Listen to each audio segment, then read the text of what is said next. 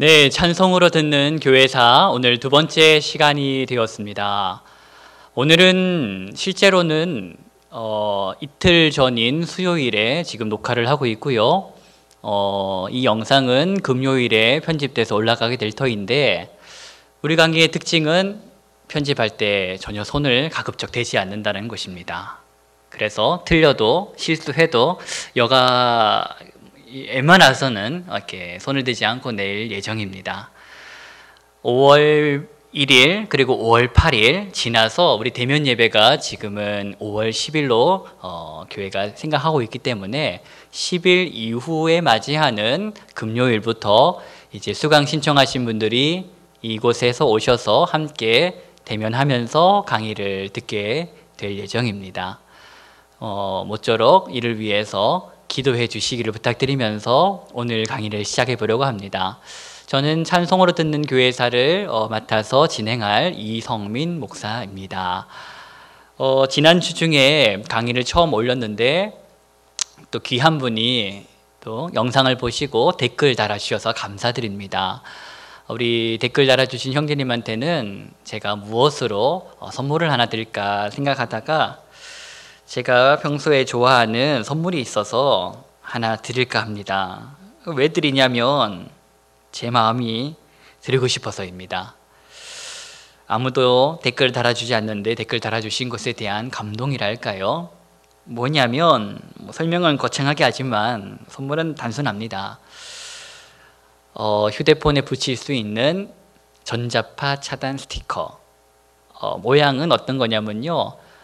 믿음, 소망, 사랑 이렇게 새겨져 있는 비둘기 모양의 이쁜 스티커입니다. 금 비슷한 거예요. 금 비슷한 거. 어쨌든 참 좋은 겁니다. 이쁜 겁니다. 우리 댓글 달아주신 집사님 앞에 감사함으로 제가 드릴 겁니다. 물론 기부하셔도 됩니다. 본인이 똑같은 게 있거나 마음이 이거를 기부하고 싶다 싶으시면 기부의 의사를 밝혀주시기 바랍니다.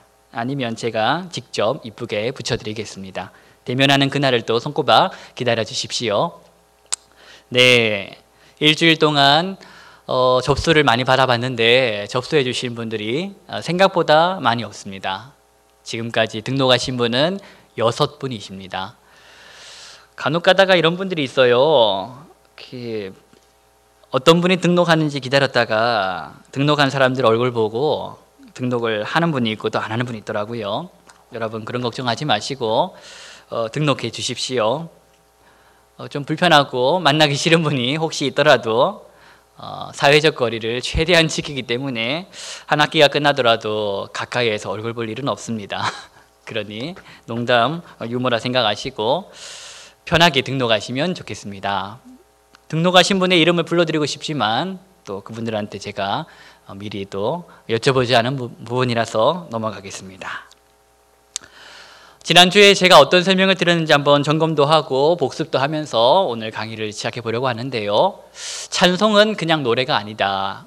찬송은 그냥 노래가 아니다. 찬송은 노래를 뛰어넘어서 신앙이며 고백이며 또 예수를 그리스도라고 고백하고 살았던 사람들의 진솔한 삶의 이야기다라는 말씀을 지난 시간에 드렸습니다. 그래서 교회사 속에서 나타난 찬송들을 보면 교회의 역사와 그 맥을 같이 하는 것을 볼 수가 있습니다. 언제부터 찬송이 등장했을 거라 생각하십니까? 지금 말하는 찬송은 곡조가 붙은 것을 생각하시기보다도 찬송은 작사와 작곡이지 않습니까? 가사가 있고 그 가사를 붙여놓은 곡조가 있는데 넓게 말하면 이 가사 하나하나가 다 찬송이지요. 이 찬송을 시대에 어울리고 유행했던 곡조에 입혔던 것이 바로 하나의 또 곡이 되는 것이고요. 그래서 이 찬송, 이 신앙의 고백, 또 진솔한 삶의 이야기, 예수를 믿는 사람들의 진솔한 삶의 이야기는 물론 성경 역사를 쭉 거슬러 보면 아주 옛날부터 등장하지요. 창세기에도 우리 아담의 멋진 노래가 있지 않습니까? 아담이 노래를 불렀다고요 하는 분들이 있을 것 같은데, 아담이 찬양을 불렀습니다. 바로 하와를 보면서 이는 내 뼈 중의 뼈요 내 살 중의 살이라, 이렇게 고백하지 않습니까? 이것도 찬송 시의 형태를 띠고 있거든요. 노래입니다. 어떤 곡조를 가지고 불렀는지는 상상을 해봐야 되겠지만, 이 뼈 중에 뼈요 살 중에 살이라는 이 고백도 노래입니다. 찬송인 거지요. 너무 좋아서 좋아했을 것입니다. 그래서 그렇게 시대가 긴데, 거의 한 초대교회로 이제 우리가 지금 생각해 볼 거니까, 교회살은 초대교회부터 시작할 거니까요. 우리 수업은 한 지금으로부터 약 1900여 년 전, 2000년 전 그 어감부터 저희가 한번 생각해 보려고 합니다. 시대를 아우르는 찬송들을 보면 그 찬송 속에는 교회의 신학과 신앙, 또 신앙인들의 이야기가 담겨 있음을 볼 수 있다, 강조하는 제 이야기입니다. 그래서 그 시대의 찬송을 통해서 교회 역사를 들여다보면 그들이 어떻게 예수를 믿었고, 어떻게 예수를 따랐고, 어떻게 그 신앙을 지키기 위해서 몸부림치며 살아왔는지가 다 그들의 찬송 시에 담겨 있다라는 것입니다. 찬송은 무슨 특별한 사람들이 지었을 것이다, 특별한 사람들이 불렀을 것이다 생각하는데 절대 그렇지가 않습니다. 찬송은 평범한 사람들의 삶의 신앙 이야기입니다. 오늘도 저도 평범하고 우리 강의를 듣는 모든 사람들 다 평범하지 않습니까? 우리가 다 찬송을 부르고 또 찬송을 즐겨 가까이 하고 있지 않습니까? 진솔한, 평범한 사람들의 진솔한 이야기다. 그래서 어렵지가 않습니다. 어려웠으면 우리가 이 찬송가, 복음성가를 좋아했겠습니까? 쉽고 마음에 와닿으니까, 남녀노소가 그 찬양의 가사에 공감하니까 좋아하는 거 아니겠습니까? 그래서 시대를 대표할 수 있는 찬송이 있습니다. 그 시대에 정말 사랑을 많이 받았던 찬송들이 있다라는 거지요. 사담인데 2019년도, 2018년도, 2019년도 가장 사랑 많이 받았던 복음성가가 뭘까? 여러분들은 뭐라고 생각하십니까? 작년 한 해 동안에, 작년 한 해 그 재작년부터 가장 사랑을 많이 받았던 곡, 제가 꼽아본 찬양은 꽃들도가 아닐까 생각됩니다. 꽃들도. 이 영상을 보고 있는 분이라면 꽃들도라는 찬양은 다 한 번쯤은 불러보셨을 것이고, 한 번 이상 개인적으로 불러보셨지 않았을까. 사랑을 받은 이유는 뭐 여러 가지로 해석할 수 있겠지만, 여하튼 그 얘기는 다음 강의 때 한번 하고요. 사랑을 가장 많이 받았던 곡 하면 제가 떠오르기에는 꽃들도, 그리고 뭐 이거는 생각나는 건데 미리암의 노래가 아니고 요게벳의 노래 아닐까 생각됩니다. 네, 시기마다 좋아하는 찬송이 있고요. 지금 내가 어떤 찬송을 좋아하냐를 생각할 때에 그 가사가 내 지금 신앙생활에 어떤 역량, 내 신앙의 상태를 보여주고 있지 않은가. 내가 좋아하는 찬송의 가사를 한번 잘 보십시오. 내 영적 상태를 대변하는, 그렇게 대신 노래해주는 가사들이 아닐까 한번 알아볼 수가 있습니다. 신앙의 상태 고민을 알 수 있다는 거죠. 그리고 또 사랑하는 사람들의 찬송을 들어보면 그들이 지금 어떠한지 마음의 형편을 또 미루어 짐작할 수가 있습니다. 그래서 찬송은 신앙 고백이다, 이렇게 말할 수 있겠습니다. 신앙 고백. 하나님을 향한 그 사랑, 그것을 내 안에 가둬둘 수 없기 때문에 터져 나오는 거지요. 그리고 내 삶의 무게가 너무 무겁고 힘겨워서 하나님 앞에, 하나님 나 지금 이러이러한 상태로 이러이러한 이유로 힘들어요 하면서 터져 나오는 거. 하나님을 향한 절규, 하나님을 향한 탄식, 하나님을 향한 갈급함, 이런 것들이 다 찬송에 포함되겠지요. 그래서 찬송은 신앙의 고백이다. 예수를 구세주로 믿고 고백하는 사람들이 나는 누구며, 나는 무엇을 믿고 있고 어떻게 살아가야 가능한가가 다 찬송에 담겨 있음을 볼 수 있습니다. 그래서 찬송은 신앙 고백의 영역에 속한다라고 말할 수 있는 것이지요. 그리고 찬송은 삶의 이야기이다. 예수님을 믿고 따랐던 사람들의 그 이야기. 그리고 찬송은 삶의 이야기라고 했는데 그 이야기를 들여다보면 예수님의 삶이 나오지요. 예수님의 삶, 고난, 죽음, 부활, 그리고 다시 오실 그 약속. 예수님의 삶의 이야기가 있고 또 그분을 구세주를 믿고 따랐던 성도들의 삶의 이야기가 있습니다. 슬픈 이야기도 있고 기쁜 이야기도 있고 어루만져 주셨던 그 이야기도 있고 여러 가지 희노애락의 어욕이 다 담겨 있는 것이죠. 가깝게는 수십 년, 수백 년, 멀리는 거의 2000년 전에 지어지고 불려진 고백들, 그런 것들이 다 찬송이라고 합니다. 내가 쓴 찬송시도 아닌데 누군가가 오래전에 썼던 그 찬송의 고백들을 내가 오늘 보는 거죠. 읽고 부르면서 내가 감격하고 내가 감사하고 있습니다. 내가 쓴 것도 아닌데 남이 쓴 건데 그것도 어제 오랜 옛날에, 그럼에도 불구하고 내가 오늘 보고 감격하고 슬퍼하고 감사하고 이러는 거지요. 그게 가능한 이유는 그 신앙의 중심이 바로 예수님이라는 것이 아닐까요? 예수님 중심으로 다 돌아가고 있다는 거죠. 오늘을 살아가는 나의 삶의 이야기도 옛날 살아셨던 그 신앙의 선배들도 다 예수님 중심으로 신앙생활을 해왔기 때문에 공감할 수 있다는 거지요. 이것이 바로 우리가 사도신경을 통해 고백하는 성도의 교제가 아니겠습니까? 사도신경 끝에 보면 성도의 교제와 이런 부분이 있지 않습니까? 바로 이게 성도의 교제지요.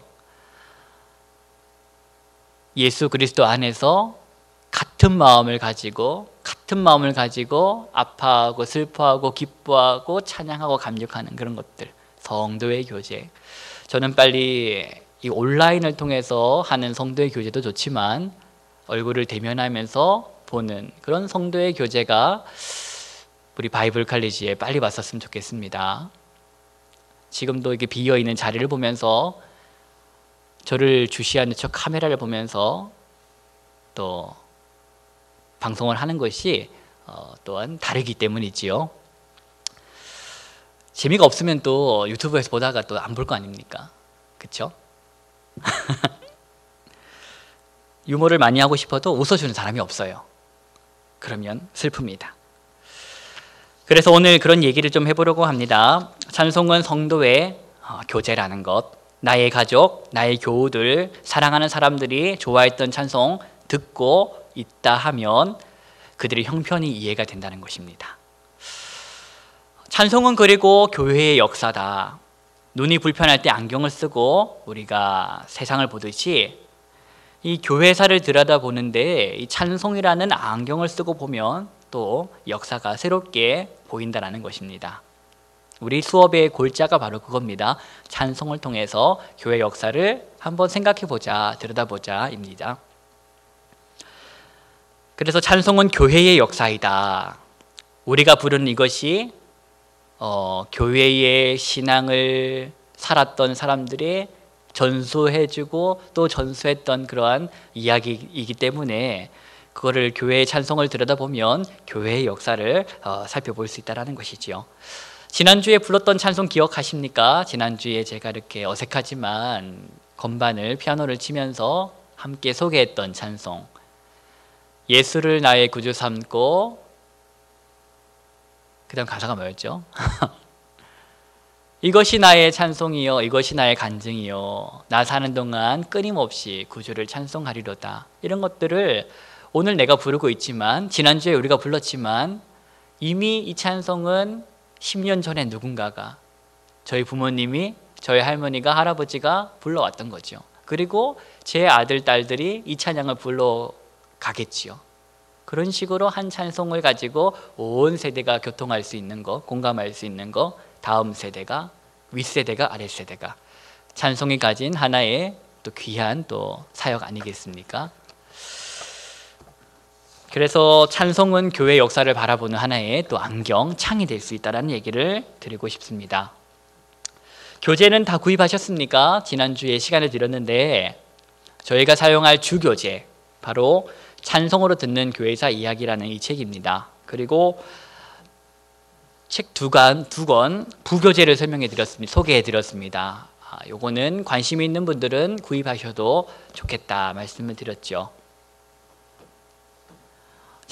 이게 주책을 샀다 하고 자랑하시고 보여주시는, 또 소개해 주시는 분들도 계시더라고요. 얼마 주고 사셨다고 좋아하시는데 잘 사셨습니다. 그리고 끝까지 책을 잘 활용하셨으면 좋겠습니다. 오늘은 책 사신 분들을 위해서 그래도 책을 가지고 이렇게 진행해야지 또 보람 있지 않겠습니까? 책은 어디를 보시냐면 15페이지를 이렇게 보시면서 강의를 따라오시면 좋겠습니다. 15페이지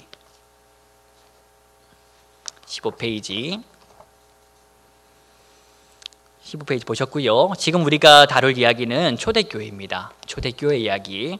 초대교회의 세 가지 키워드를 소개하면, 초대교회는 순교, 그리고 두 번째 키워드는 금욕주의, 세 번째 키워드는 이단입니다. 이 세 가지 키워드를 초대교회 교회사 이야기할 때 꼭 기억할 수 있겠는데요. 머릿속에, 마음속에 한번 새겨보시면 좋겠습니다. 세 가지 키워드 뭐였죠? 첫 번째는 순교, 두 번째는 금욕주의, 세 번째는 이단. 이 세 가지가 왜 중요하냐면 간략하게 말씀을 드려보겠습니다. 순교, 초대교회 때는 예수 그리스도를 주라 고백하는 것은 정말 삶의 모든 것을 내걸어야 하는 결단이어야 했습니다. 왜냐하면 예수 그리스도를 주라고 고백하는 것은 당시의 황제를 주라고 고백했던 사회 속에서 목숨을 내걸어야 하는 경우였기 때문이지요. 그래서 나는 예수를 나의 주다 고백하는 것은 황제보다 더 예수가 높다. 다시 말씀드리면 진짜 황제는 저기 로마의 황제 가이사가 아니라 예수다. 이런 고백에 이르기 때문이지요. 그래서 목숨을 내걸어야 했습니다. 실제로 예수를 주라고 고백하는 것으로 인해서 많은 분들이 순교당하셨죠. 그래서 초대교회의 첫 번째 키워드는 순교입니다. 두 번째 키워드는 금욕주의인데 313년 이제 우리나라의 종교는 기독교다라고 공인되면서 기독교를 믿는 것이 이제 목숨 걸 일이 아니라 자유가 되었습니다. 그런데 이제 쉽게 예수를 주로 고백하게 되니까 신앙생활도 쉬워지는 거지요. 다시 말씀드리면 이래 잘 믿다가 정말로 진지하게 믿다가 너무 가벼워지는 경향이 나타난다는 거죠. 그래서 나는 이래서 안 되겠다. 내 삶을 다시 돌아봐야 되겠다. 내가 오늘 거룩하게 살았나? 내가 오늘 정말 하나님의 뜻대로 살았나? 그렇게 자기 자신을 돌아보면서 조금 더 거룩하게 살기 위해서 조금 더 하나님이 살아라고 하셨던 그 삶의 기준대로 살아보려고 해서 시작된 것이 금욕주의입니다. 선입견이 있습니다. 금욕주의 하면 조금 잘못된 것 같고 더 나간 것 같은데 더 나간 겁니다. 그게 뭐냐? 취지는 좋았다는 거죠. 취지는 하나님과의 그 하나됨, 성화의 삶으로 취지는 시작했지만 그것이 사실 나중에 가다가 엄격한 규율이 되고 좀 이상하게 돼버린 그런 모습이 나타나기도 하지요. 이렇게 이것을 몇 번 해야지, 저것을 몇 번 해야지 된다라는 하나의 규율로 나중에는 잘못되기도 하지만 출발은 하나님 앞에서의 거룩한 삶을 훈련하기 위해서 금욕주의가 시작되었다. 세 번째 키워드는 이단이라고 말씀드렸는데 이 이단 문제는 이제 국교가 돼버리고 누구나 예수 그리스도를 믿는 것이 자유가 된 상태에서 복음이 변질되기 시작하는 것입니다. 그리고 변질된 복음이 진리다라고 말하는 사람들이 나타나고 그 사람들로부터 하여금 복음에 대해서 정확하게 정리할 필요성을 느끼게 된 거지요. 신학적으로도 그렇고 우리의 복음을, 건강한 복음을 가르칠 필요가 생긴 거죠. 이렇게 변질된 복음과의 그 갈등 속에서, 그래서 끝이 달라져 버린 사람들이 등장하는 거 아니겠습니까? 이단, 키워드는 이단 되겠습니다. 한번 보시면 이 조명 때문에 사실 눈이 침침해요. 하지만 끝까지 해보겠습니다. 국교가 되니 그리스도인이 되어도 순교나 박해를 당하지 않게 되었다. 그래서 시작한 것이 금욕주의다. 초대교회는 예수님께서 부활 승천하시고 약속하신 성령을 기다려라 해서 성령께서 임하신 것을 교회의 시작이라고 보고 그로부터 한 600여 년까지를 초대교회로 보고 있습니다. 기준이 있는데 바로 그레고리우스라는 이 교황이라고 하지요. 그레고리우스라는 이 교황의 그 제위까지를 초대교회로 보기 때문입니다. 아주 교회사적으로는 대단한 분이에요. 그레고리우스. 우리가 교회사나 세계사에서 그레고리 찬트, 그레고리안 성가 이런 걸 한번 들어보셨을 겁니다. 딱 들으면 왠지 중세적인 분위기가 막 떠오르고, 그리고 특별히 우리나라 사람들에게는 캐톨릭 느낌이 물씬 나면서 어떤 그 영화에서 보는 그런 느낌. 그러니까 그때의 분위기를 단번에 떠오르게 하는 그 선율이 그레고리 찬트라고 하는데, 그 선율을 집대성하고 보급하고 널리 알린 사람이 그레고리우스라는 교황이거든요. 물론 그 전에 암브로시우스라는 분도 있지만 초대교회는 그레고리우스 교황, 우리 1900년에서 604년까지 제위했던 그 교황까지 우리 초대교회를 보고 있습니다. 600년도 전반부 300년이 있고 후반부 300년이 있습니다. 전반부 300년은 교회가 이제 로마 제국의 박해로 인해서 신실한 그리스도인으로 산다라는 것에 저항.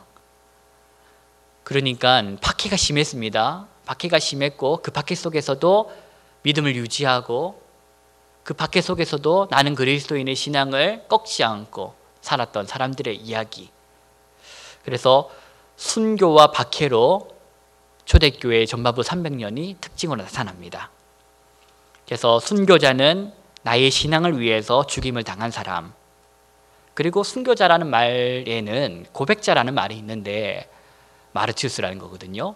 그 고백자라는 말에서는 내가 순교자처럼 순교는 당하진 않았지만 예수 그리스도를 믿는다라는 것으로 인해서 박해를 받고 살았던 사람들, 다 같은 범위 안에서 순교자와 고백자, 신앙 때문에 이 현실의 어려움을 당하면서도 끝까지 신앙을 유지했던 사람들의 이야기. 그래서 순교자는 우리가 말하기를 적색 순교라고 말하고 고백자는 백색 순교, 이렇게 이야기하기도 합니다. 후반부 300년은요, 이제 국교가 되니까 예수 믿는다는 것이 이제 목숨 걸 일은 아니었습니다. 그렇지만 이제 내가 예전에는 정말 이 신앙을 지키기 위해서 내가 이렇게 했는데 지금 내 삶의 태도가 너무 이상해진 거 아니야? 라고 회의를 느낀 사람들이, 다시 돌아보자라고 말했던 사람들이 모든 것을 다 버리고 광야로 들어가 버립니다. 거기서 이제 금욕주의를 실천하면서 소박하고 검소한 삶을 살아가기 시작하죠. 처음 정신은 아주 좋았습니다. 하지만 나중에 가면 갈수록 조금 이것이 조금 변질되기도 하고 극단적으로도 가기도 하지만 처음 출발은 그랬었습니다. 가진 사람들이 다 내려놓고 광야로 들어가 오직 하나님과의 하나됨을 추구하면서 살았던 삶의 운동, 금욕주의 운동이 되겠지요. 그래서 오늘은 그 초대교회 때 우리 성도의 그 찬양을 한번 들여다보려고 합니다. 설명은 1부에서 마치고 이제 그 관련된 찬양은 2부에서 이제 우리가 다루게 될 겁니다. 영상 1부 여기까지 신청해 주셔서 감사합니다. 이어서 2부에서 계속해서 만나 뵙도록 하겠습니다. 감사합니다.